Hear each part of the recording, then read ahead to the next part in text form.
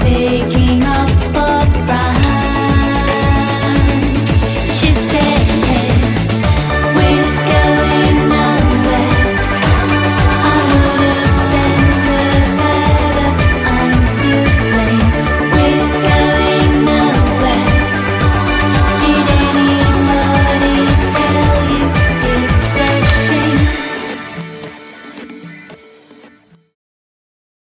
The man who sees absolutes where all other men see nuances and shades of meaning is either a prophet or a quack. Donald H. Rumsfeld is not a prophet. We end the countdown where we began, our number one story, with a special comment on Mr. Rumsfeld's remarkable speech to the American Legion yesterday. It demands the deep analysis and the sober contemplation of every American.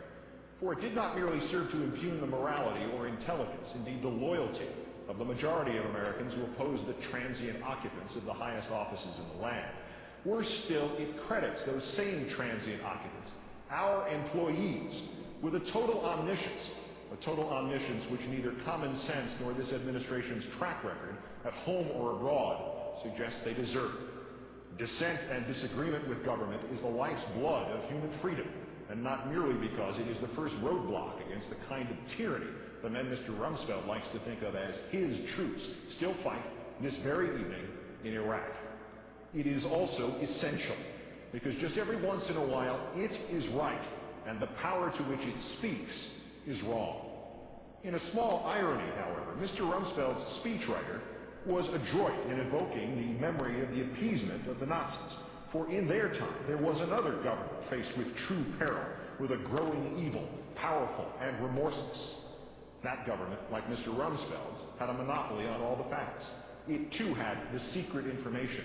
It alone had the true picture of the threat. It too dismissed and insulted its critics in turns like Mr. Rumsfeld's, questioning their intellect and their morality. That government was England's in the 1930s. It knew Hitler posed no true threat to Europe, let alone to England. It knew Germany was not rearming in violation of all treaties and accords.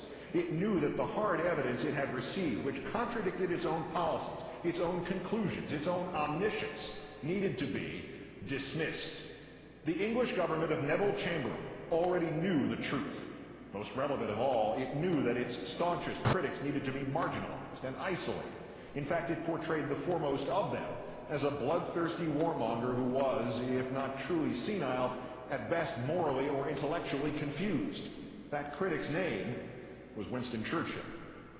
Sadly, we have no Winston Churchills evident among us this evening. We have only Donald Rumsfelds, demonizing disagreement the way Neville Chamberlain demonized Winston Churchill.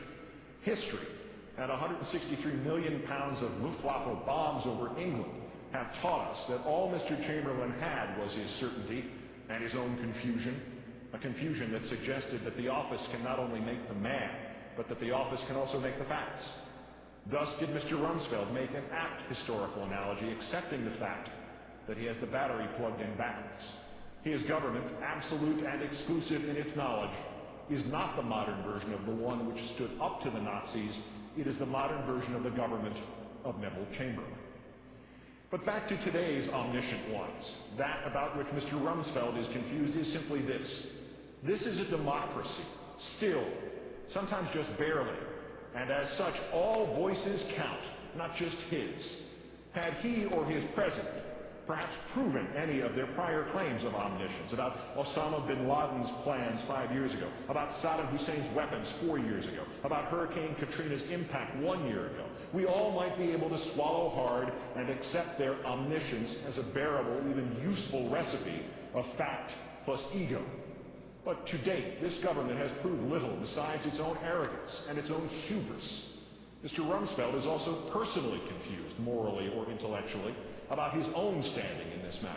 From Iraq to Katrina to flu vaccine shortages to the entire fog of fear which continues to envelop our nation, he, Mr. Bush, Mr. Cheney, and their cronies have, inadvertently or intentionally, profited and benefited, both personally and politically.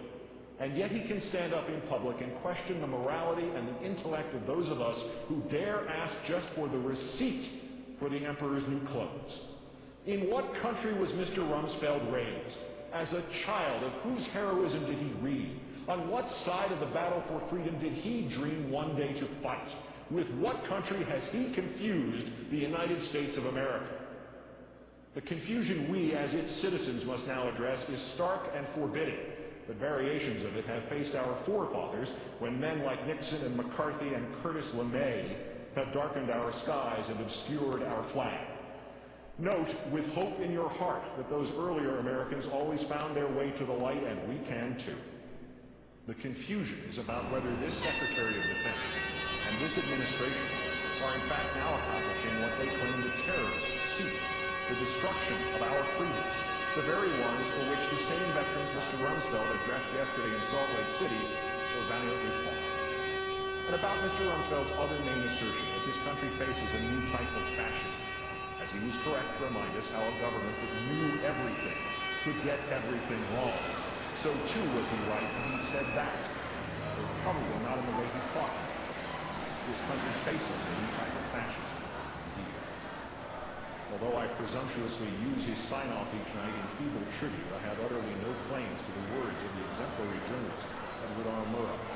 But never in the trial of 1,000 years of writing could I come close to matching how he phrased a warning to an earlier generation, at a time when other politicians thought they, and they alone, knew everything, and branded those who disagreed confused or immoral. Thus forgive me for reading Murrow in full. We must not confuse dissent with disloyalty, he said in 1954. We must remember always that accusation is not proof, and that conviction depends upon evidence and due process of law. We will not walk in fear one of another.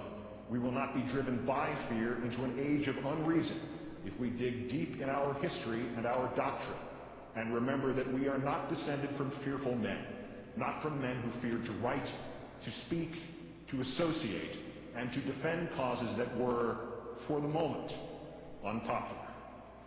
And so, good night and good luck.